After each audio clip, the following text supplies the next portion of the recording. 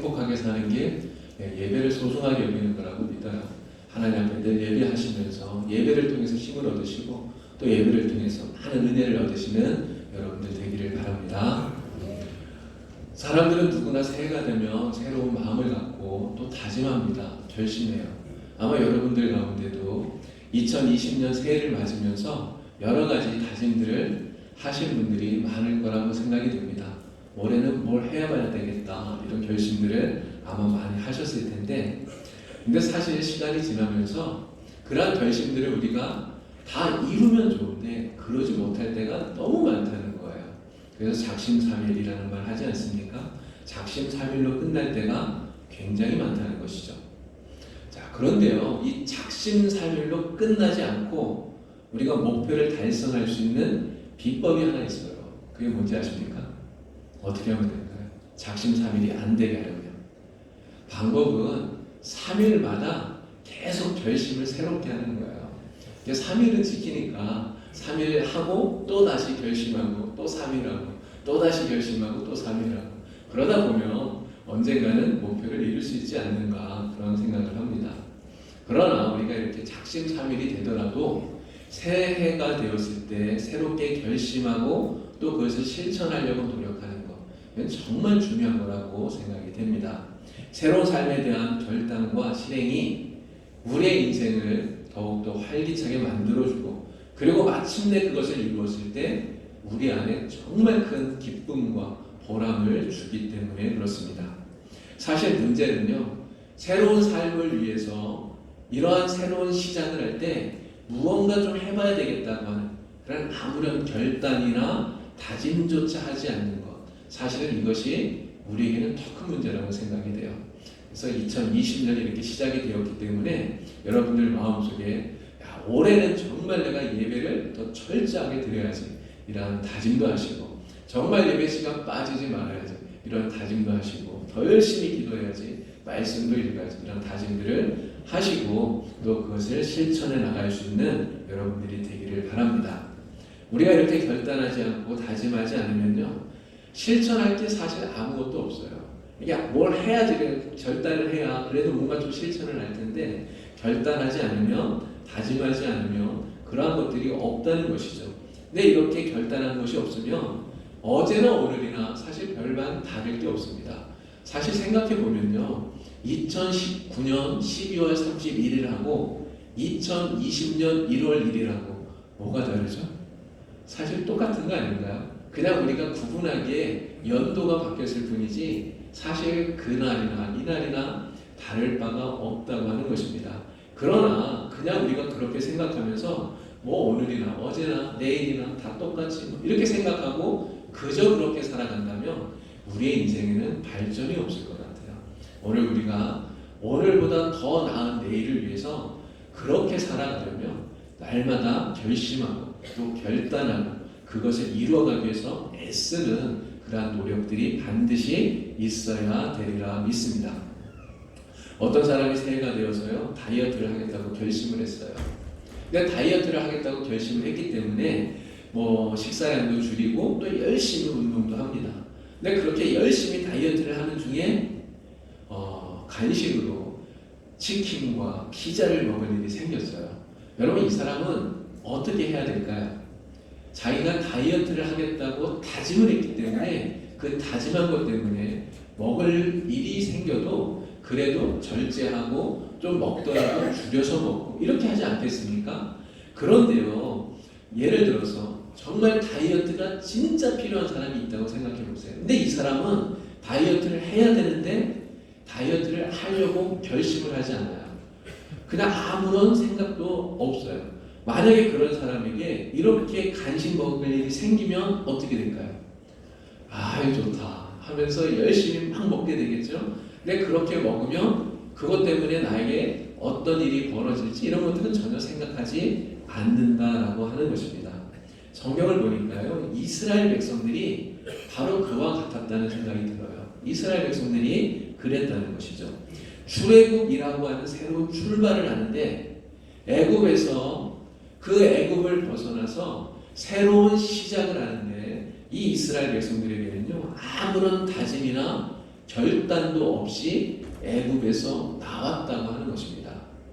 여러분, 이스라엘 백성들이 애굽에서 430년 동안 종살이를 했어요. 그 종살이가 끝나고 애굽에서 나올 때 그들의 마음이 어땠을까요? 얼마나 기뻤겠습니까? 우리나라도 일본에게 35년 동안 압제를 받지 않았습니까? 근데 그 압제에서 벗어나서 8월 15일 해방을 맞았을 때 정말 얼마나 기뻤는지 우리가 역사를 통해서 잘 알고 있잖아요. 이스라엘은 우리가 겪었던 그보다 정말 10배도 더 되는 엄청나게 긴 430년이라고 하는 세월을 애굽에 묶여 있었어요. 그 속박에서 벗어나게 된 것입니다. 얼마나 기뻤을지 그들의 그 기쁨을 말로 표현하기도 힘들다라고 하는 것입니다. 정말 기뻤을 거예요. 또 이스라엘 백성들은요, 하나님에 대한 감사한 마음이 굉장히 컸을 거예요. 자신들을 구원해 주시고 해방시켜 주신 하나님, 그 하나님에 대한 감사가 얼마나 컸겠습니까? 애굽 왕 바로의 손을 꺾으시고 해방을 안겨주신 하나님, 그 하나님이 바로 우리 하나님이야, 이렇게 생각하니까 그 하나님에 대해서 너무너무 감사하고 그 하나님을 생각할 때 정말 감격하는 마음이 이 이스라엘 백성들, 출애굽하는 이스라엘 백성들의 마음에 충만했을 거라고 하는 거예요. 그런데 문제는요, 이렇게 새로운 출발을 하는 이스라엘 백성들에게 기쁨도 충만하고 감사도 충만한데, 그런데 문제는 새로운 삶을 위한 결단과 다짐이 부족했다고 하는 것입니다. 어떤 결단을 했어야 될까요? 하나님 나를 구원해 주셔서 정말 감사합니다. 이제는 우리가 하나님만 섬기며 살겠습니다. 이렇게 다짐해야 되지 않았을까요? 근데 이러한 다짐이 없었다는 거예요. 어쩌면 이스라엘 백성들이 그 애굽에서 나올 때 사실 굉장히 급하게 나왔어요. 아주 급박하게 애굽에서 나왔기 때문에 이러한 다짐을 할 겨를이 좀 없었을지도 모르겠습니다. 그러나 새로운 삶이 시작되어짐에도 불구하고 그 삶의 방향이나 목적을 제대로 설정하지 못하고 새로운 인생에 대한 다짐이나 결단, 이러한 것 없이 출발하다 보니까 이스라엘 백성들의 그 시작은요, 처음부터 삐걱거리게 되었던 거예요. 처음부터 삐그덕거리게 되었다고 하는 것입니다. 자, 이스라엘 백성들이 뜨거운 감격과 기쁨을 가지고 들뜬 마음을 가지고 애굽을 나왔어요. 그런데 홍해 앞에 오자마자 그 기쁨과 감격이 다 사라지지 않았습니까? 왜 사라졌죠? 그들이 무엇을 보았습니까? 눈앞에 있는 홍해를 보았어요. 뒤를 돌아보니 애굽의 군대가 자기들 다시 뒤쫓아오는 거예요. 앞으로도 못 가고 뒤로도 돌아갈 수 없는 그러한 상황을 맞닥뜨리게 되니까 그들의 그 감격, 기쁨은 온데가 필요 없어지고요. 정말 그렇게 기쁘고 감격스러웠던 그 자리에 무엇이 생겨납니까? 불평, 원망, 이러한 것들이 생겨나게 되는 거예요. 그래서 이스라엘 백성들 뭐라고 말하죠? 왜 우리를 애굽에서 이끌어내어서 이 광야에서 다 이렇게 죽게 만드냐? 차라리 그냥 애굽에서 애굽 사람들 섬기면서 사는 게 더 좋을 뻔했다. 이렇게까지 이야기하는 거예요. 조금 전에 이 사람들이 뭐라고 얘기했다고요? 정말 하나님 감사합니다. 막 이러면서 감격스러워 나오던 사람들이 금세 이렇게 바뀌게 된 것입니다. 왜 이렇게 돌변하게 되었을까요? 이유는 결단과 결심이 없었기 때문에 그랬다는 거예요. 주님 앞에 정말 하나님만 섬기겠다고 하는 그런 결단이 없었기 때문에, 나를 구원해 주신 하나님 정말 감사합니다. 이제는 내가 무슨 일이 있어도 하나님만 섬기겠습니다. 다시는 뒤돌아서지 않겠습니다. 이런 결단이 있었다면 홍해 앞에서 애굽 군대가 뒤를 쫓아와도 그렇게 쉽게 하나님 앞에 불평하고 원망하고 그러지는 않았을 텐데, 그러한 결단 없이 다짐 없이 나왔기 때문에 그들은 이러한 불평과 원망을 하게 되었다고 하는 것이죠. 결단과 다짐이 없었기 때문에 당장 눈앞에 있는 더 좋은 거, 더 이로운 거, 나에게 더 유익한 거, 그냥 그런 것들만 쫓아가는 거예요. 그러면서 이익이 아니라고 생각되면 불평하고 원망하고, 이스라엘 백성들의 모습이 그랬다고 하는 것입니다. 자, 그런데도 불구하고 하나님은 이스라엘 백성들에게 계속해서 은혜를 베풀어 주시죠. 홍해를 마른 땅처럼 건너가게 하셨습니다. 그리고 시내산으로 그들을 이끌고 가셨죠. 그 시내산에서 마침내 하나님께서 결단하게 하시는 거예요. 다짐하게 만드시는 겁니다. 무슨 다짐을 하게 할까요? 하나님의 백성으로서 하나님만 섬기겠다고 하는 결단을 하게 만들었어요. 하나님께서 말씀합니다. 너희가 내 말을 잘 듣고 내 언약을 지키면 너희는 열국 중에서 내 소유가 되겠고 너희는 내게 대하여 제사장 나라가 되고 거룩한 백성이 되리라. 너희는 나의 백성이 되고 나는 너희의 하나님이 되리라. 하나님께서 말씀하셨어요. 시내산에서 이 하나님의 말씀을 들은 이스라엘 백성들이 결단을 합니다. 이제는 우리가 하나님만 섬기는 하나님의 백성이 되겠습니다. 다짐을 했어요. 그런데 문제는요, 이들의 이 결단과 다짐이 사실 그렇게 오래가지를 못했다는 겁니다. 작심삼일로 끝날 때가 너무나 많았다고 하는 것이죠. 자, 세월이 이제 흘러 40년이 지나갔습니다. 오늘 우리가 신명기 말씀을 읽었는데요. 이 신명기 말씀은 40년의 세월이 흐른 후에 광야 생활을 마감해가는 이 이스라엘 백성들에게 이제 곧 다시 새롭게 시작되어지는 그 가나안 땅에서의 생활을 앞두고 있는 이스라엘 백성들에게 모세가 주고 있는 권고의 말씀이에요. 새로운 삶을 출발하고 있는 이 이스라엘 백성들에게 다시 새롭게 다짐하라, 다시 새롭게 결단하라 촉구하고 있는 말씀이라고 하는 것입니다. 광야 생활을 끝내고 가나안 땅으로 들어가기 위해서 지금 이 이스라엘 백성들은 새로운 출발점에 서 있다, 이렇게 말할 수 있는 것이죠. 자, 새로운 출발점에 서 있는 이들이 지금까지 이전처럼 실패를 거듭하지 않기 위해서는 반드시 굳은 신앙의 결심이 있어야 된다. 이것을 모세가 알았기 때문에 이스라엘 백성들에게 다시금 신앙의 결단을 하도록 촉구하고 있는 것입니다. 자, 이 말씀 속에서 모세가 촉구하고 있는 신앙의 결단이 무엇인지 우리가 말씀 속에서 생각을 해보려고 하는데요. 네 가지를 이야기를 합니다. 크게 네 가지를 이야기를 해요. 자, 첫 번째는 이겁니다. 마음과 성품을 다하여 하나님을 사랑하며 하나님의 명령과 규례를 지켜라 하는 거예요. 마음과 성품을 다해서 하나님을 사랑하라. 누구를 사랑하라고요? 하나님을 사랑하라 이야기하는 거예요. 하나님을 사랑하라. 여러분, 진심으로 하나님을 사랑하라는 거예요. 하나님을 사랑하며 당연히 하나님의 말씀을 따라 살게 되지 않겠습니까? 우리 예수님께서 이렇게 말씀하셨어요. 너희가 나를 사랑하며 내 계명을 지키리라, 이 말씀하셨어요. 이 말을 뒤집으면 어떻게 말이 되나요? 우리가 하나님의 말씀을 지키지 않는다면, 예수님의 말씀을 지키지 않는다면 우리가 진짜 하나님을 사랑하는 것이 아니라는 그런 말씀이 되지 않겠습니까?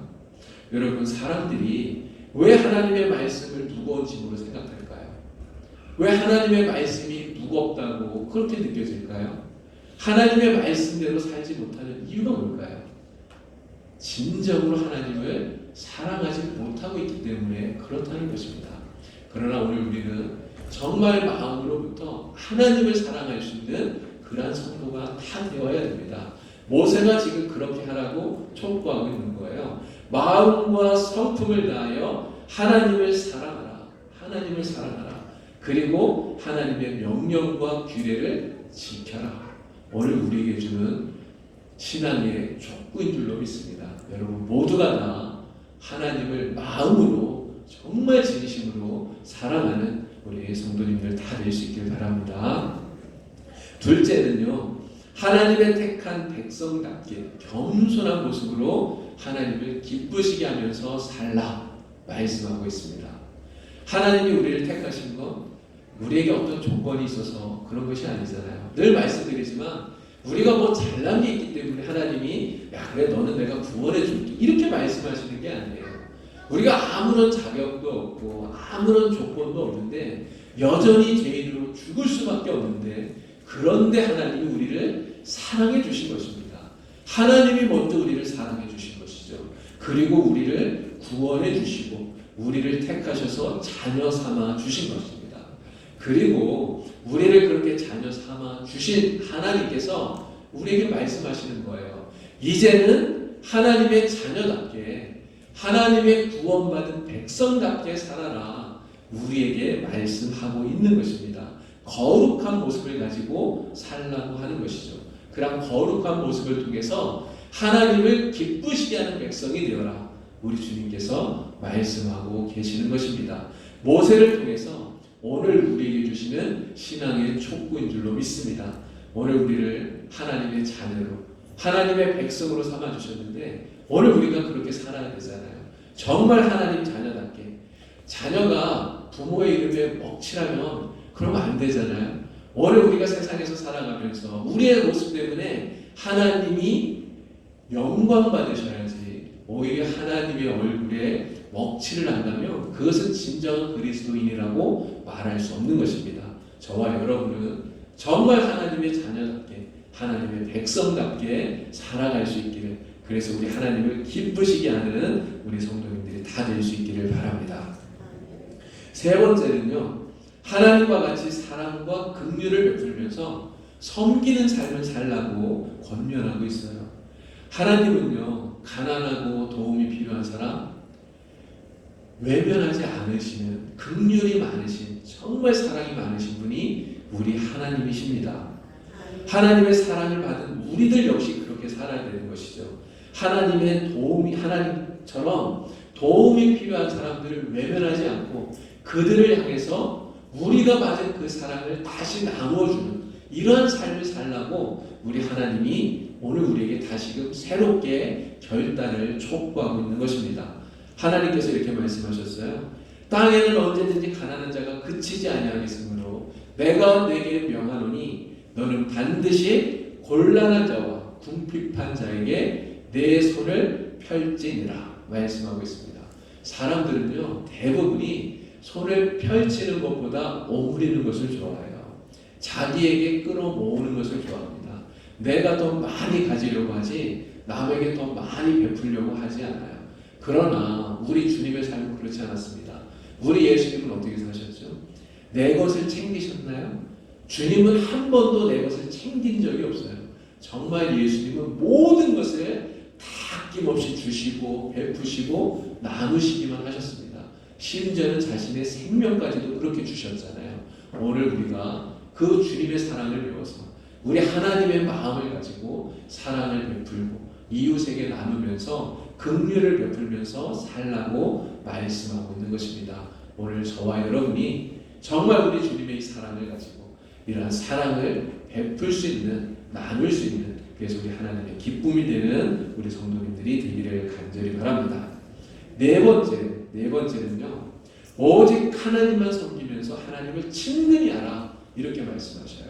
하나님만 섬기면서 하나님을 가까이 하라는 것이죠. 여러분, 세상에는 하나님 말고도 섬길 것이 너무 많은 것 같아요. 그래서 세상 사람들은 하나님 말고 더 힘있다고 여겨지는 것, 더 능력있다고 여겨지는 것을 마치 신처럼 생각하면서 그것을 섬기면서 살아갑니다. 여러분, 세상 사람들의 신이 무엇이죠? 가장 많이 섬기는 게 돈 아닌가요? 배금주의 아닙니까? 돈이면 다 된다고 생각하는, 정말 돈이 하나님같이 능력있다고 생각하는, 그래서 돈을 섬기면서 살아요. 또 사람을 섬기면서 삽니다. 권력을 섬기면서 삽니다. 그러나 우리 하나님은 뭐라고 말씀합니까? 이 세상의 그 모든 것들이 우리에게 참된 능력 있는 신이 아니라 오직 하나님만 섬겨라. 하나님만 섬기고 하나님을 가까이 하라. 하나님을 친근히 하라. 말씀하고 계시는 것입니다. 이 친근히 하라고 하는 이 말은요, 히브리어에서 결혼하다고 하는 그런 의미를 가지고 있다 그래요. 여러분, 결혼은 남편과 아내가, 남자와 여자가 만나서 하는 거 아닙니까? 결혼하면 정말 가까운 사이가 되는 거잖아요. 여러분, 부부 사이에 촌수가 몇입니까? 부부는 촌수가 없어요. 그죠? 무촌이잖아요. 무촌. 왜 무촌입니까? 하나이니까요. 하나이니까. 그렇게 가까운 것이 결혼을 통해서 하나인 것이 부부 아닙니까? 바로 친근히 하라고 하는 이 말은 부부처럼 떨어질 수 없는 그렇게 가까운 사이가 되라고 하시는 것이죠. 하나님을 우리가 그렇게 가까이, 하나님을 사랑하면서 하나님만 섬기면서 하나님께 가까이 나오라고 말씀하고 계시는 겁니다. 저와 여러분이 정말 우리 하나님만 섬기는, 하나님만 친근히 하는 우리 모두가 될 수 있기를 간절히 바랍니다. 40년이 광야 생활 끝자락에서 이제 가나안 땅에 들어가기 위해서 새로 출발점에 서 있는 이 이스라엘 백성들을 향해서 모세가 이 네 가지 신앙의 권면을 주고 있는 거예요. 자, 이스라엘 백성들은 모세가 주는 이 신앙의 권면들을 들으면서 어떤 생각을 했을까요?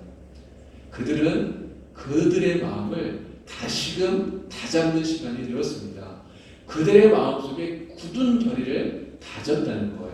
그들은 이렇게 생각했습니다.